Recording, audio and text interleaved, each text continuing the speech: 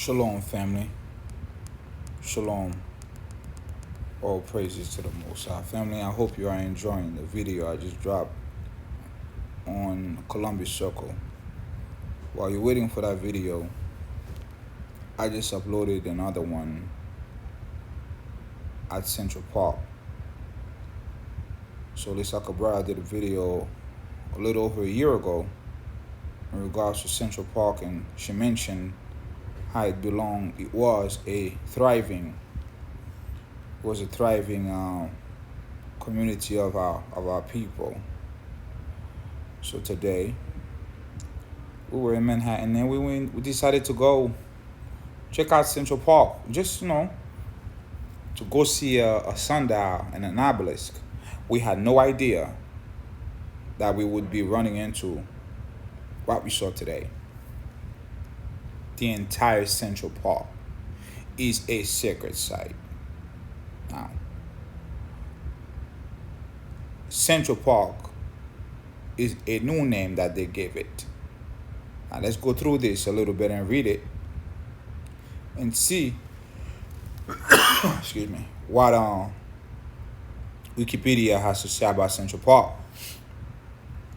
I mean, as we walk through Seneca Valley, it was the most amazing walk from the Columbus Circle entrance.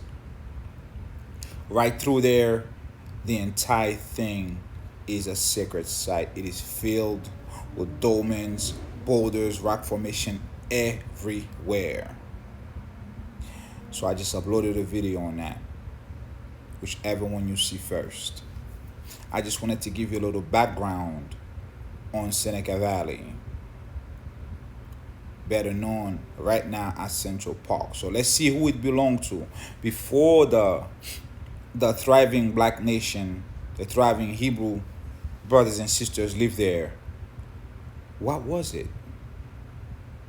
All right, so we're gonna find out together here, because I have not read this. I just Google this. I just read along with you, and we'll see what's up. The Seneca. Seneca stands for Great Hill People.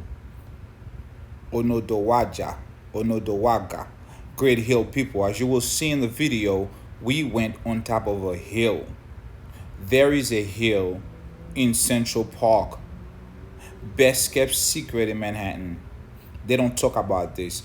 I mean, my children went to school in Manhattan. My son went to school from kindergarten all the way up to senior in high school. He never took a trip. His school never took him to Central Park, to Seneca Valley, to the Great Hill. Never. My youngest son and my daughter, before we moved back to Connecticut, or we moved to Connecticut, they have never took a school trip to Seneca Valley in Manhattan. It's just something they don't do. This is a best kept secret, you understand? This is only for the people on the Upper West Side, and you can see why the Upper West Side is so affluent, because they are vampires, energy suckers, okay? These people are sucking the energy from that ground, and they made sure they kicked out these Hebrews out of there so that they can benefit from this place and not our people. You understand? So let's read about this a little bit and set the record straight. This is way more than what we thought it was. Central Park is an energy hub. Central Park is an energy hub. Central Park is not just a park. We don't know the half of it. What's in Central Park have not been revealed, and probably never will, unless I find a book on the ancient people that used to live there when it was called Seneca, Onodowaga, Great Hill People. There's a hill right smack in the middle of Manhattan, and you will see how they cut through. They cut through the hill. They cut through that sacred site to build roads, right? Just like they do everywhere in this country. They cut through to build roads, to do other things. The entire spot now is defiled. A lot of happy people there, if you know what I mean.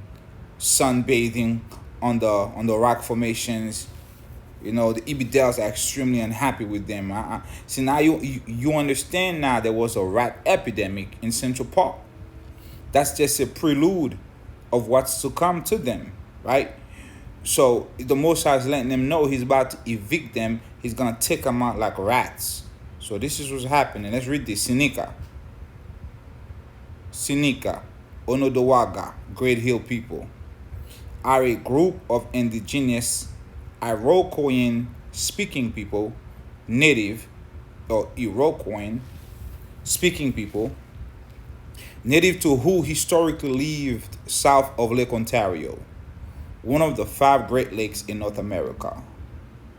Their nation was the farthest of the West within the 6 nations of Iroquois League, Haudenosaunee, in New York before the American Revolution. Hold on a second. Okay, cool. Wait. All right.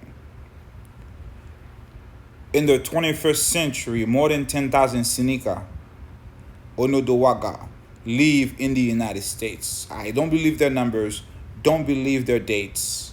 Let's just read the information. In the 21st century, more than 10,000 Seneca live in the United States, which was 3 federally recognized Seneca tribes. 2 of them are centered in New York. The Seneca Nations of Indians, with 2 reservations in western New York near Buffalo. All right, so Buffalo is near Albany, where my son went to college. So we might have to take a trip over there just to see what other sacred sites they have over there. And the Tonawanda Seneca Nation. So 2. Tonawanda Seneca Nation and the Seneca Nations of Indian. Okay, I got it. The Seneca, 2 Seneca Nations, right? Tonawanda Seneca Nation and the Seneca Cayuga Nation in Oklahoma, where their ancestors were relocated from Ohio during the Indian removal. Right? So they were repatriated to other places, taken from their home places where they were connected to the land, where they had safety, protection, nourishment, provision, where they were connected. They were removed from their location, just like they do with all of us, right? They remove you from a location. I believe, who did this? The protection is in the land, right? When my wife and I went to Mashantucket, there is a sign on their website, on the Pequot Nation website. It says, do not lose the land. It's something like that. Do not lose the land. Stay with the land. The protection is in the land. You understand? The land. Right? So no wonder why these lands are on the coast. Mind you, this is the Hammonasset line. The Hammonasset line runs along the coast from Jericho, New York, through New York City, right through Manhattan, right through Central Park, right through Grand Central Station. It goes right through New England, right through Greenwich, Connecticut, go all the way up to Mashantucket. Okay, it goes all the way up through Canada, Ontario, and also connects to Devil's Tower, somewhere over there. So this is the Manhasset line, right? This is very affluent. Anything on the Manhasset line is affluent. It's just one of the most affluent ley lines on Earth. Now this is Columbus Circle entrance in Manhattan, right smack in the center of Manhattan. So we like we said in the video, I rebuked the name Columbus Circle. So I guess as I was sitting here and thinking about why would they call this Columbus Circle, they have a huge globe, metal globe. I'll post the picture, and they have some circles around the globe. So Columbus Circle are all the places in South America and North America that Columbus visited, that Columbus stole, that Columbus renamed and gave to Spain. This is Columbus Circle. All the nations in America that he stepped foot on and renamed, and they called it Columbus Circle. It has nothing to do with Manhattan, has everything to do with America as a whole. I'll post the picture as the thumbnail. Approximately 1,000 Seneca live in Canada, near Brantford, Ontario, at the Six Nations of the Grand River First Nation. They are descendants of Seneca who resettled there after the American Revolution. They had been allies of the British and forced to cede much of their lands. Of course, that's the same story, right? Forced to cede much of their land. In the book, Napoleon the Tyrant, it's this word is called rapine, violent seizure of your land by rape, by gunshot, by torture, by hanging, violent seizure of your land, rapine. The tribe's name has no logical connection with the ancient Roman statements. Seneca the Elder, hell no. Seneca the Elder is just another schmuck. Okay, it has no connection with y'all. Get out of here. However, the two Roman names might have influenced the linguistic anglicization of the tribe's name. All right, so I believe Judah have a video on anglicization, anglicization. You know what I'm talking about. Anglicization. There you go. All right, so check that out. A legend of the Seneca tribe states that the tribe originated in the village called Nundawo, or Nundawao. All right, maybe the O is silent. You don't pronounce the O, or you don't pronounce the A. Nundawo, near the south end of Canandaigua Lake at South Hill. Okay, Canandaigua Lake at South Hill. Close to South Hill stands the 865-foot high Bear Hill, known to the Seneca as Onodowaga, Great Hill people, Genundowa. Okay, high Bear Hill, 860-foot high Bear Hill, known to the Seneca as Genundowa. Now they have a hill right smack in the middle of Central Park. Listen, I recorded this video on my phone. It did not do it any justice. Anyone who's in the tri-state area, if you can make it to Manhattan right now in the summertime, would be a beautiful time to visit. You will be pleasantly surprised. This place is beautiful. Central Park. Nundawo, Genundowa. Okay? Go check out Onodowaga, the Great Hill people location, Seneca. Bear Hill is part of the Bear Hill unique area, which began to be acquired by the state in 1989. Right? So they had all kinds of litigation against the residents of that place to take their land, to steal their land. Right? They use the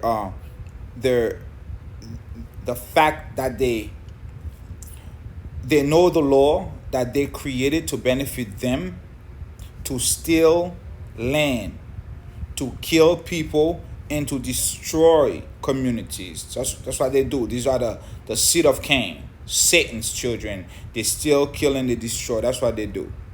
Okay? So they acquire the land by ways of their criminal and justice system beginning in 1989. That's a lie. They started to do that since 1492. Okay? So don't act like you started doing this since 1989. So what is 1989 minus 1492? Whatever year that is in between, that's the amount of years you started to steal land from the natives, from the originals of the land. Okay? From the native of the land. From 1492, present time. You're still doing it. Bear Hill had been the site of a Seneca or pre-Seneca indigenous fort. Absolutely. There was another race of people, of our people that lived there. Probably the same people that built Stonehenge. The same ancestors that built all the Stonehenge, the one in Britain, Connecticut Stonehenge, the one in New Hampshire, America Stonehenge, and all the other sacred sites scattered all over the country, okay, all over the country and all over the world, all connected. Bear Hill, the 865-foot Bear Hill, known to the Seneca as the Onodowaga, okay, had been the site of a pre-Seneca indigenous fort. Absolutely. The dolmens bear record to that. The balanced rocks that's all over the place bear record to this. The sites that we walk through today, the what we saw on the ground bear record to a pre-Seneca indigenous nation. The first written reference to this fort was made in 1825 by David Cusick.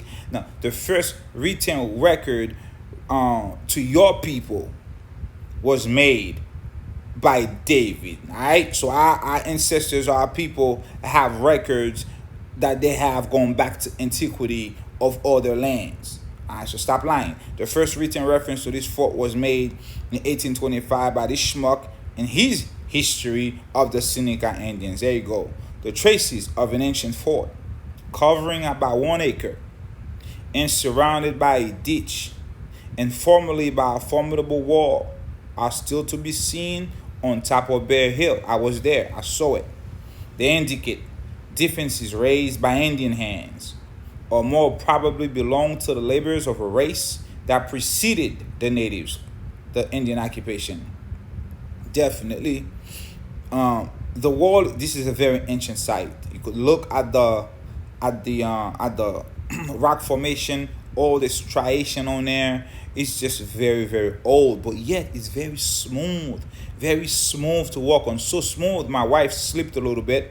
I almost slipped a few times myself, because walking on that rock formation is unlike any other rocks that I've walked upon, unlike any other site that I've been to. This one is extremely soft to walk upon.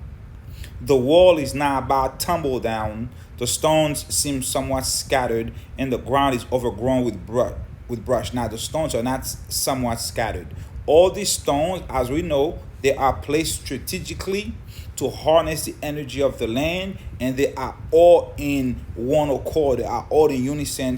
They are all in a ley line, all together form a grid. They are not scattered at all. They only scattered because that's how they were meant to be. So here, I'm not gonna read everything else. Here's the article from Wikipedia. Okay, they have different tribes here. They talk about Seneca's expanding influence and diplomacy. Let me see what they say here. Delaware, New Jersey, Algonquin tribes up there, Mashantucket, Delaware Water, Pennsylvania, Iroquois, Susquehannock,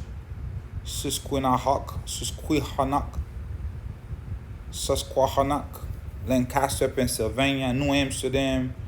So the different tribe. Mohawk, Oneida is over there in Albany, I believe, because there's Oneida Hall, where my sons went to school, and Albany University. All right, so they have a lot of stuff here. Go check it out, family. Just read up on that.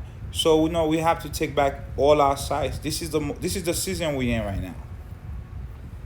This is the time. This is the season, and this is the spirit the Father has put in us. All of us, not just me and my family. All of us. The Father sent the Spirit out there.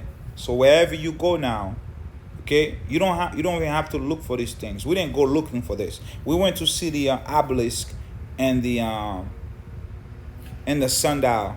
We saw it, but we could not get access to it. But it's not accessible to the public right now because they are doing quote unquote renovations. Nevertheless, I will post some pictures and I will show you what we saw from a distance. We really wanted to go and look at the sundial and see the obelisk up front. We saw it away. We could not get access to it. They're doing renovations, so we can't get access to it. Nevertheless, we saw it. Okay? All right? So here it is, family. I dropped the video. Check it out.